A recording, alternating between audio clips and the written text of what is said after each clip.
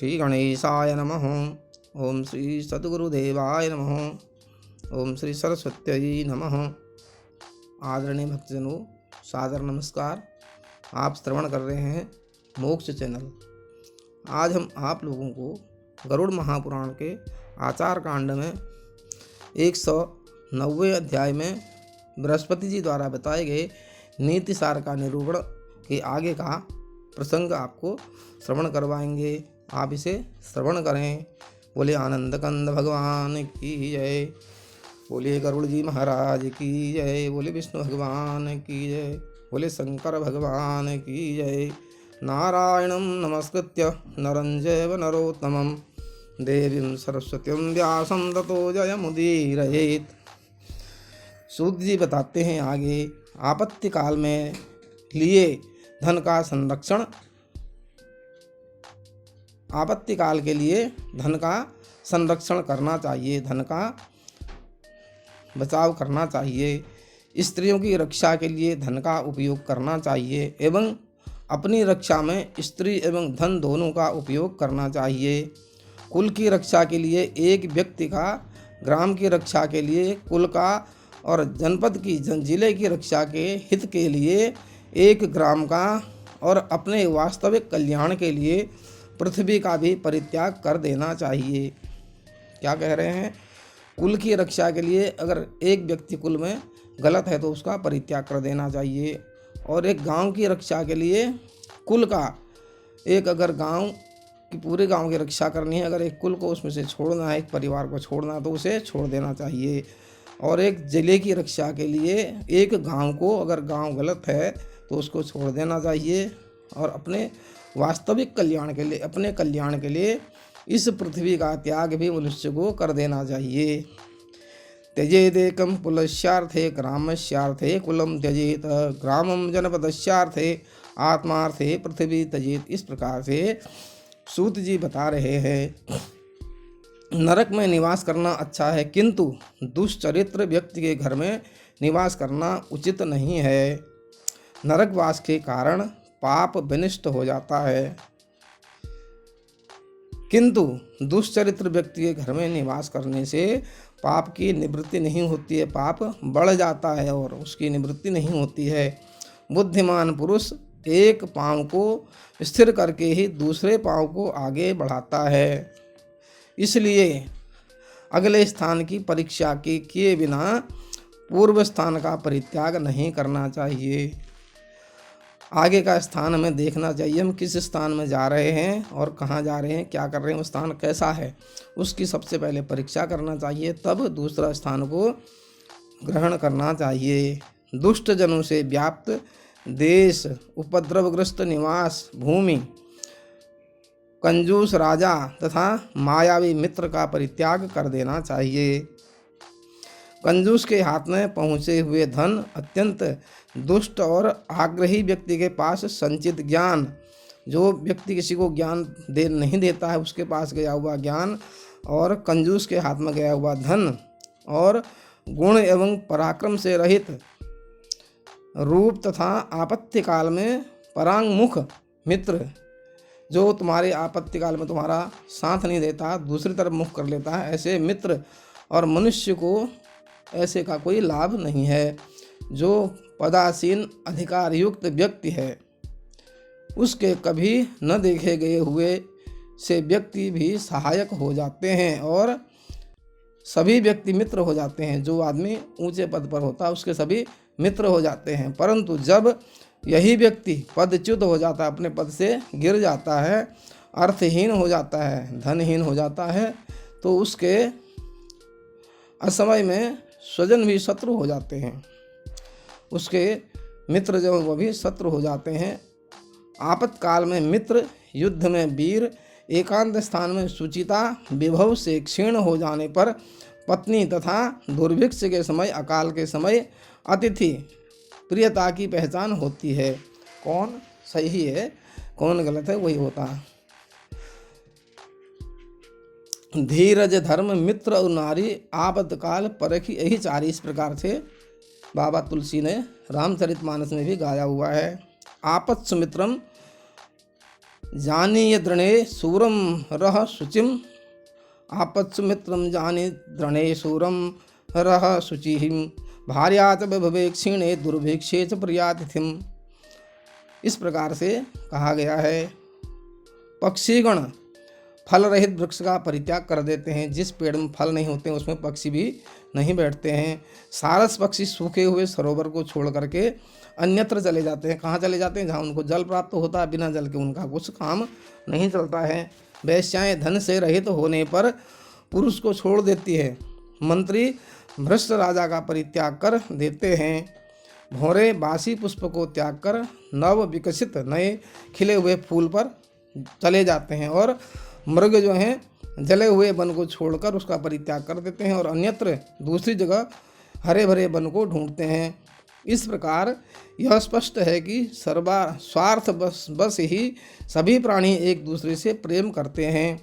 वास्तव में कौन किसका प्रिय है और कौन किसका अप्रिय है इसका कुछ पता नहीं है। अर्थ प्रदान के द्वारा लोभी मनुष्य को धन प्रदान के द्वारा लोभी मनुष्य को करबद्ध प्रणाम निवेदन से उदार चेता व्यक्ति को और प्रशंसा करने से मूर्ख व्यक्ति को और तात्विक चर्चा से विद्वान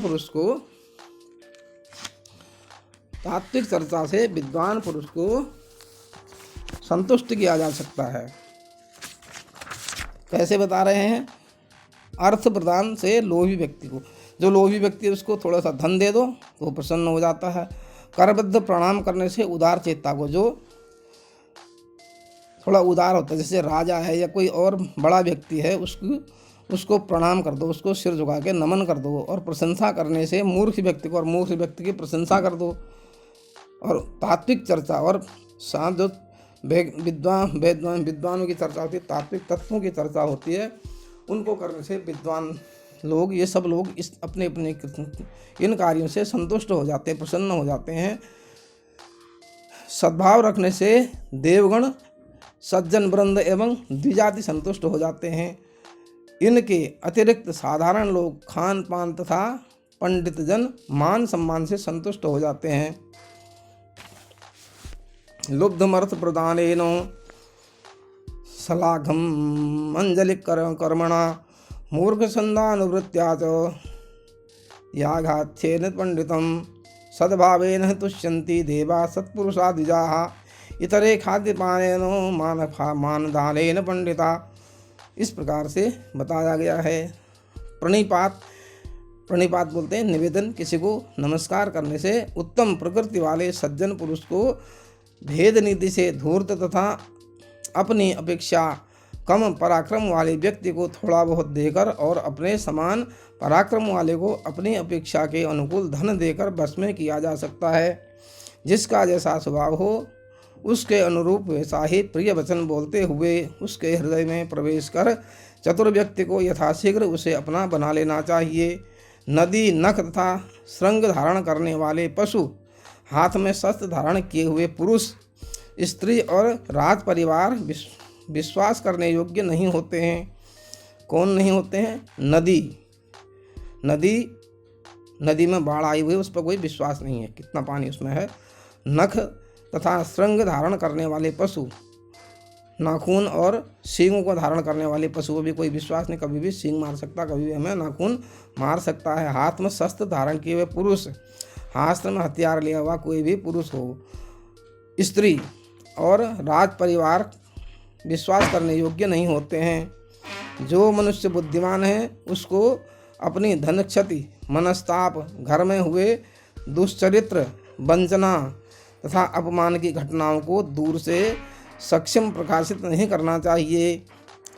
नदीनां च नखीनां च शृंगिणां शस्त्रपाणिनां विश्वासो चैव नैव कर्तव्यः स्त्रीषु राजकुलेषु च अर्थनाशं मनस्तापं गृहे दुश्चरितानि च वंचनं चापमानं च मतिमान च प्रकाशयेत्।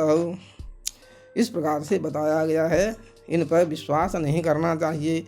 नीच और दुर्जन व्यक्ति का सानिध्य, अत्यंत विरह तथा सम्मान, दूसरे के प्रति स्नेह एवं दूसरे के घर में निवास, ये सभी नारी के उत्तम शील को नष्ट करने वाले हैं।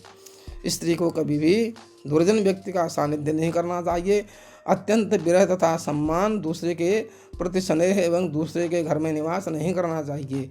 ये सभी नारी के उत्तम शील को, उनके स्वभाव को, उनकी सुशीलता को नष्ट करता है। उसके उन पर दोष, इसलिए दोषारोपण हो सकता है।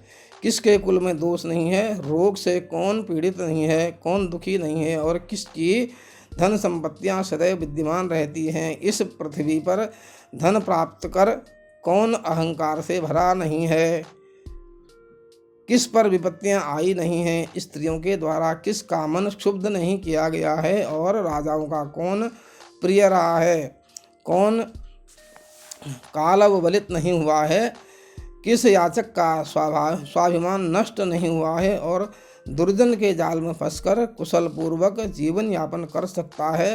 अर्थात ऐसा कोई भी नहीं है, ऐसा कोई भी नहीं कर सकता है। जिस मनुष्य के मित्र स्वजन बंधु बांधव नारी नहीं है, जिस मनुष्य के मित्र स्वजन बंधु बांधव नहीं है, जिसके पास अपनी बुद्धि नहीं है, वह कैसे अपने जीवन में सफल हो सकता है। और जिस कर्म के संपन्न होने पर भी फल का उदय नहीं दिख रहा है, उस कर्म के अनुष्ठान से क्या लाभ। ऐसा ही जो सम्मानित परिणाम संपत्ति, इस कर्म के अनुष्ठान के क्या लाभ हैं, ऐसे ही जो संपत्ति परिणाम में बहुत बड़ा दुख देने वाला है, उसका संग्रह कौन बुद्धिमान व्यक्ति करेगा। जिस देश में व्यक्ति को सम्मान न मिले, आदर भी न मिले, अपने बंधु बांधव भी सुलभ न हों, और विद्या लाभ की भी संभावना न बनती हो, उस देश का परित्याग कर देना चाहिए। जिस धन के लिए राजा और चोर से भय नहीं है, जो धन मरने पर भी मनुष्य का साथ नहीं छोड़ता है, उस धन का उपार्जन करना चाहिए। प्राणों को भी संकट में डाल देने वाले परिश्रम से जिस धन का अर्जन किया जाता है, उस धन को तो उत्तराधिकारी लोग यथोचित विभाग के साथ अपने काम में ले लेते हैं, परंतु प्राणों को संकट में डालकर धनार्जन के लिए परिश्रम करने वाला व्यक्ति धन के लोभ में जिन पापों को करता है, वे पाप ही उसकी धरोहर बनकर उसकी नरक यातना के अथवा कुत्सित योनि के कारण बनते हैं। संचित किया हुआ तथा बार बार विचार करके सुरक्षित रखा हुआ कदर्य बोलते हैं कृपण कंजूस का धन चूल्हे के द्वारा एकत्रित किए गए धन के तुल्य है। संचित किया हुआ तथा बार बार विचार करने सुरक्षित रखा हुआ कृपण कंजूस का धन जो है, चूहे के द्वारा इकट्ठे किए हुए धन के समान है। चूहा चुरा करके धन इकट्ठा करता है, अपना अनाज या कुछ भी इकट्ठा करता है, इस ऐसे ही वह धन भी कंजूस के द्वारा इकट्ठा किया हुआ धन होता है। ऐसा धन दुख देने के लिए ही होता है। उपार्जनकर्ताओं को इससे कोई भी सुख प्राप्त नहीं होता है। जो इस प्रकार से धन प्राप्त करते हैं, उनको इस धन का कोई भी लाभ प्राप्त नहीं होता है। ऐसा व्यक्ति मात्र धनार्जन का कष्ट भी भोगता है। ऐसे ही व्यक्ति जन्मांतर में दरिद्र होने के कारण नग्न होकर अनेक प्रकार के व्यसन से ग्रस्त हो जाते और रूखे स्वभाव वाले बन जाते हैं तथा हाथ में खप्पर लेकर घर घर भीख मांगते हैं और यह लोगों को बताते हैं कि दान न देने वाले को ऐसा ही फल मिलता है। इस प्रकार से लोगों को प्रेरणा देते हैं। ऐसे भिक्षुक कुछ दीजिए ऐसी बार बार याचना करते हुए संसार को यह शिक्षा प्रदान करते हैं, ऐसी शिक्षा देते हैं कि दान न देने वाले मनुष्य की यही गति होती है, ऐसी दशा उस मनुष्य की हो जाती है। आपकी भी मेरी जैसी दुर्दशा हो, इसलिए उसको दान देना चाहिए। उस कहता है कि आपकी भी मेरी तरह दुर्दशा ना हो, इसलिए आपको दान देना चाहिए। कृपण कंजूस अपने द्वारा संचित धन यज्ञों में नहीं लगा पाता है और अपने द्वारा मांग कर इकट्ठा किया हुआ धन को गुणमानों को भी नहीं दे पाता है।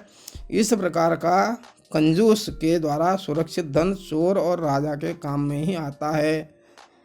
कृपण का धन देवता, ब्राह्मण, बंधु तथा आत्महित के लिए नहीं होता है, वह तो अग्नि, चोर अथवा राजा के लिए होता है। अत्यंत कष्ट से अर्जित किया गया धन धर्म का अतिक्रमण करके अर्जित किया गया धन अथवा शत्रु को साष्टांग प्रणाम करके और उसकी अधीनता स्वीकार करके प्राप्त किया गया धन, इस प्रकार का धन तुझे कभी प्राप्त न हो, इस प्रकार से बताया जाता है। विद्या का अभ्यास न करने से वह विनष्ट हो जाती है। शक्ति रहते हुए फटे पुराने मैले कुचले वस्त्रों को धारण करने वाली स्त्रियां सौभाग्य की रक्षा नहीं कर पाती हैं। सुपाच्य भोजन से रोग नष्ट हो जाता है और चातुर्यपूर्ण नीति से शत्रु का विनाश हो जाता है। चतुरतापूर्वक अपनी चालाकी से शत्रु का विनाश हो सकता है। चोर का बस ही उसका दंड है। दुष्ट मित्र के लिए समुचित दंड उसके साथ अल्प वार्तालाप करना है। स्त्रियों का दंड उसके पृथक शैया पर शयन करना तथा ब्राह्मण के लिए दंड निमंत्रण न देना है। दुर्जन, शिल्पकार, दास तथा दुष्ट एवं ढोलक आदि वाद्य और स्त्री आदि सम्यक अनुशासन से ही मृदु स्वभाव को प्राप्त करते हैं। ये सत्कार मात्र से मृदु स्वभाव वाले नहीं हो पाते हैं। कार्य में संलग्न करने से भृत्य, दुख होने पर बंधु बांधव, विपत्ति काल में मित्र तथा ऐश्वर्य के नष्ट होने पर स्त्री स्वभाव की परीक्षा करनी चाहिए। जानीयात् प्रेषये भृत्यान् बंधनात् व्यसनागमे मित्रमादपि काले च भार्या च विभवक्षये।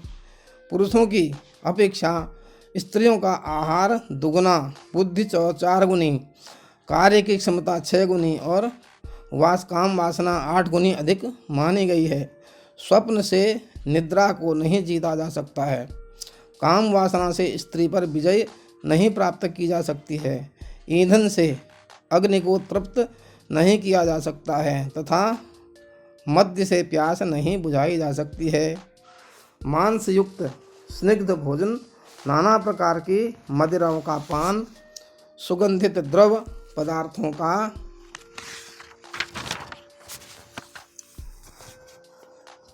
विलेपन, सुंदर वस्त्र और सुवासित माल्याभरण से स्त्रियों की काम वासना की अभिवृद्धि करते हैं। जैसे लड़कियों के अधिक से अधिक ढेर को लकड़ियों के अधिक से अधिक ढेर को प्राप्त करके भी अग्नि संतुष्ट नहीं होती हो तो और तेज होती है। नदी समूह के मिलने पर भी समुद्र तृष्णा रहित होकर संतृप्त नहीं होता है। यमराज सभी प्राणियों का संहार करके भी कभी संतुष्ट प्राप्त नहीं करने में समर्थ हैं। ऐसे ही नारी असंख्य पुरुषों के साथ संपर्क करने पर भी संतृप्त नहीं होती है। शिष्ट व्यक्ति सुशील, अभीष्ट सिद्धि, प्रिय वचन, सुख, पुत्र, जीवन और देवगुरु से प्राप्त आशीर्वचन से मनुष्य की इच्छाएं परिपूर्ण नहीं होती हैं। इसके लिए अभिलाषा बढ़ती ही रहती है। धन के संग्रह से राजा, नदियों की जल राशि से समुद्र, संभाषण से विद्वान एवं राजदर्शन से प्रजा के नेत्र संतुष्ट नहीं हो पाते हैं। अपने विहित कर्म तथा धर्माचरण का पालन करते हुए जीविकोपार्जन में तत्पर, सदैव शास्त्र चिंतन में रत लगे हुए तथा अपनी स्त्री में अनुरक्त, जितेंद्रिय और अतिथि सेवा में निरत श्रेष्ठ पुरुषों को तो घर में भी मोक्ष प्राप्त हो जाता है। जिस सत्कर्म निरत पुरुष के पास मनोनुकूल सुंदर वस्त्राभूषण से अलंकृत स्त्री है, यदि वह व्यक्ति उसके साथ अपने भवन की अटारी पर सुखपूर्वक निवास करता है तो उसके लिए यहीं पर स्वर्ग का सुख है। जो स्त्रियां स्वभाव से ही धर्म विरुद्ध आचरण करने वाली एवं पति के प्रतिकूल व्यवहार करने वाली, पति के अनुकूल व्यवहार न करने वाली, पति के प्रतिकूल व्यवहार करने वाली हैं, वे स्त्रियां न धन आदि के दान, न सम्मान, न सरल व्यवहार, न सेवा भाव, न शस्त्र भय और न शास्त्रोपदेश से ही अनुकूल की जा सकती हैं। वे तो सदा प्रतिकूल ही रहती हैं। विद्यार्जन, अर्थ संग्रह, पर्वतारोहण, अभीष्ट सिद्धि तथा धर्माचरण, इन पांचों को धीरे धीरे प्राप्त करना चाहिए। विद्या धीरे धीरे अर्जन करना चाहिए। अर्थ संग्रह, धन का संग्रह धीरे धीरे करना चाहिए। पर्वतारोहण, पर्वत पर चढ़ना हो तो धीरे धीरे चढ़ना चाहिए। अभीष्ट सिद्धि किसी भी प्रकार की सिद्धि प्राप्त करनी है तो उसको भी धीरे धीरे करना चाहिए। धर्माचरण, धर्म का आचरण धीरे धीरे करना चाहिए। इन पांचों को धीरे धीरे प्राप्त करना चाहिए। देव पूजन आदि कर्म, ब्राह्मण को दान, गुणवती विद्या का संग्रह तथा सन्मित्र ये सदा सहायक होते हैं। जिन्होंने बाल्यकाल से विद्यार्जन नहीं किया है, जिनके द्वारा युवा अवस्था में धन और स्त्री की प्राप्ति नहीं की जा सकी है, वे इस संसार में शोक के पात्र हैं और मनुष्य रूप धारण करके भी पशुवत विचरण करते हुए दुख से परिपूर्ण जीवन व्यतीत करते हैं। विद्या के उपासक को अध्ययन काल में भोजन की चिंता नहीं करनी चाहिए। विद्यार्थी को विद्यार्जन के लिए गरुड़ के समान सुदूर देश को यथाशीघ्र पार कर लेना चाहिए। जो बाल्यावस्था में विद्याध्ययन नहीं करते हैं, जो फिर युवावस्था में कामातुर होकर यौवन तथा धन को नष्ट कर देते हैं, वे वृद्धावस्था में चिता से जलते हुए शिशिर काल में कोहरे से झुलसने वाले कमल के समान संतृप्त जीवन व्यतीत करते हैं।